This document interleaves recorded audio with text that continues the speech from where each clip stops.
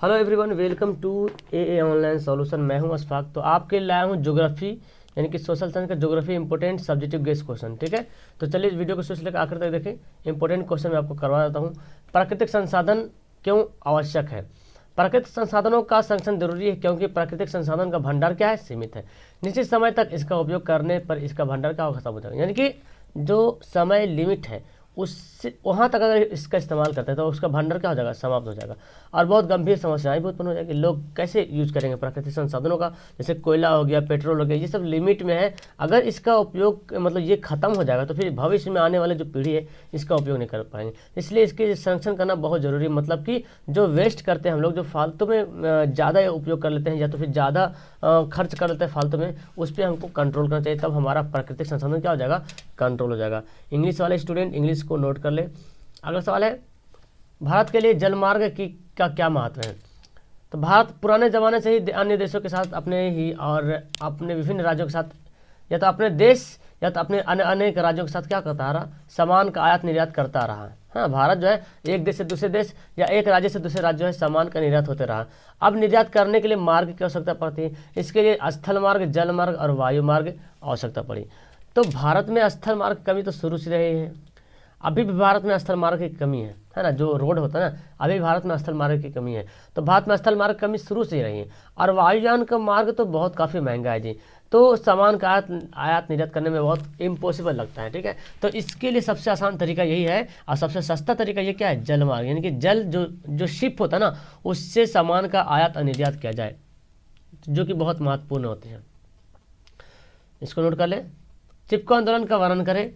1970 ईस्वी में गढ़वाल में के पहाड़ी क्षेत्रों में उत्तराखंड के लोगों ने जंगलों की व्यावसायिक कटाई के विरुद्ध एक आंदोलन चलाया था, जो चिपको आंदोलन के नाम से प्रसिद्ध हुआ।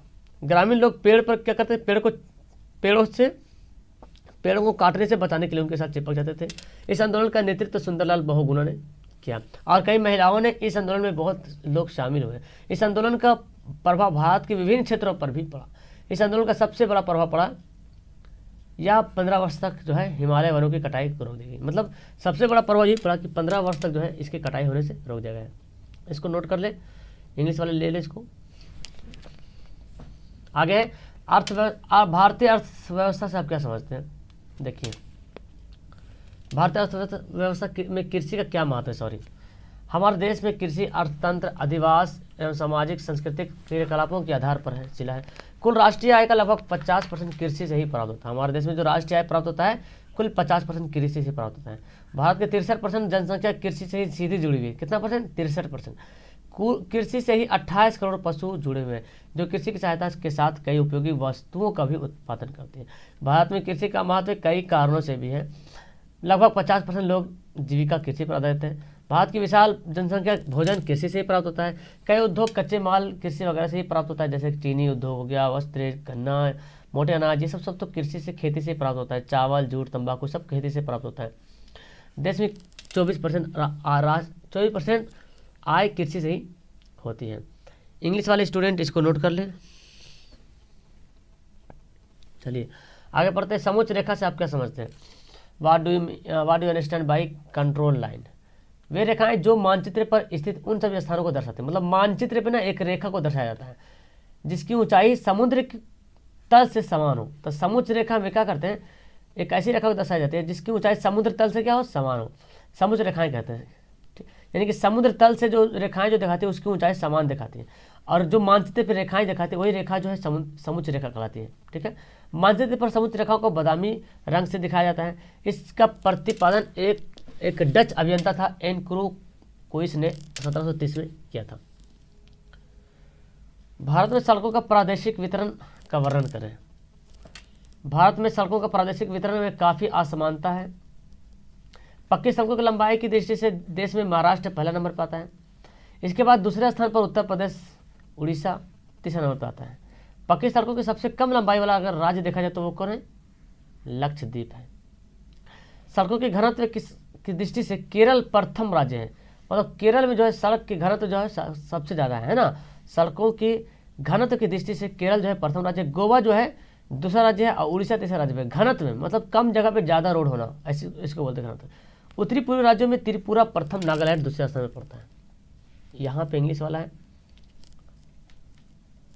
भारतीय रेल परिवहन की विशेषताओं का वर्णन करना है।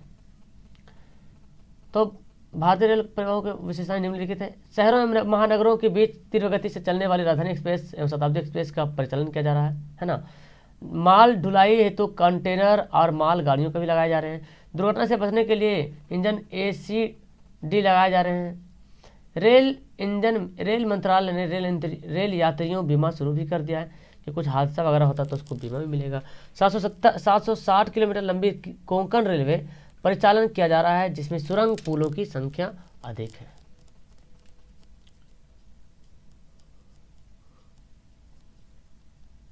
बिहार में प्रमुख ऊर्जा स्रोत का वर्णन करें। तो देखो बिहार में कुछ ऊर्जा स्रोत है कि जो भी है, बिहार के अंतर्गत कई ऊर्जा के कई स्रोत हैं, जैसे कि जल विद्युत, तापीय विद्युत, पेट्रोलियम, गैस, पवन ऊर्जा, पवन, परमाणु, बायोगैस। ये 2 नंबर का सवाल है, ठीक है, इसको आराम से लिख लीजिएगा। बिहार में वन विनाश के 2 कारण लिखे। पहला कारण है मानव जाति द्वारा वन संपादन की अंधाधुंध कटाई भी हो रहा, पालतू पशुओं द्वारा जो अनियंत्रित रूप से चराया जा रहा है ना, इसको जो मतलब पालतू पशु जो होता है खोल देते उसको, मतलब जितना चरना चरो, संपदा का दोहन विनाश भी हो रहा। प्रशासनिक एवं व्यापारिक उद्देश्य से रेल मार्ग की सड़कों के विकास में भवन संपादन को क्षति पहुंच रही। इसके अतिरिक्त तेजी से जारी खनन कार्य हो रहा है ना। भूमि कृषि का विकास भी वनों के विनाश के कारक है। भूमि जो कृषि हो रहा, वन का विनाश करेगा तब तो भूमि की जगह बन पाएगा। ये है इसका इंग्लिश वाला। भारत में अंतर्राष्ट्रीय व्यापार विशेषताओं का वर्णन करें। स्वतंत्रता के बाद देश में औद्योगिक एवं आर्थिक विकास तीव्र गति से हुआ है। अतः आज भारत का व्यापारिक संबंध विश्व के विभिन्न देशों के साथ गहरे हैं, जो आर्थिक प्रगति के साथ अनवरत विकसित हो रहे हैं।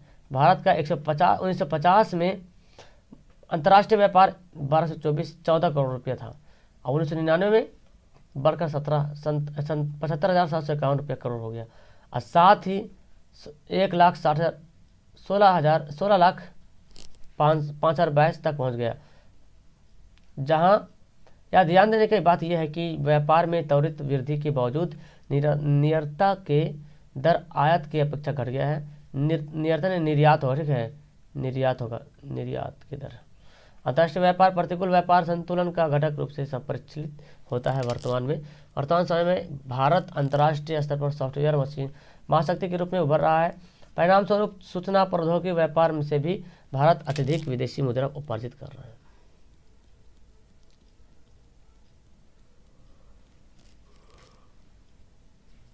बहुउद्देशीय परियोजना देख लेते हैं।